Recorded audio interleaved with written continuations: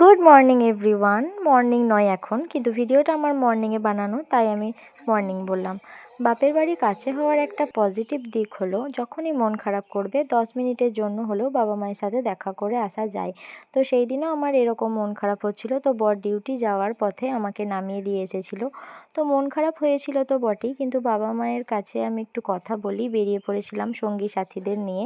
বন্ধু বান্ধবীদের সাথে কথা বলার পর সঙ্গী সাথী নিয়ে বেরিয়ে পড়েছিলাম আমার ছোটোবেলায় যেখানে যেখানে ঘুরে বেড়াতাম। অনেক স্মৃতি আছে, সেই স্মৃতি কখনোই ভোলার নয়।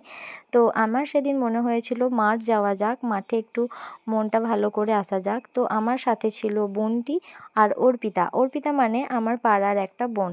তো মাঠে কি করলাম একটু তোমরা সবাই দেখো, এভাবেই আমি মনটা ঠিক করার চেষ্টা করি। হ্যালো গাইস, আজকে তো আমরা মাঠে চলেই এসেছি। এত ঠান্ডা হাওয়ার মধ্যেও প্রচন্ড হাওয়া দিচ্ছে। আর এই যে ফুলকুমারী,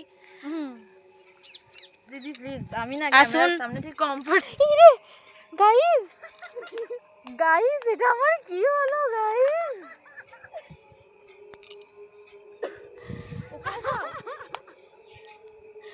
ওকে দেখা গো, ওকে দেখা। আমাদের মাঠে কিন্তু সব কিছু লেটে লেটে হয়। এই যে বাঁধাকপি, চৈত্র মাসে বাঁধাকপি। লেটে লেটে হয় না, অনেকদিন ধরেই খাচ্ছি।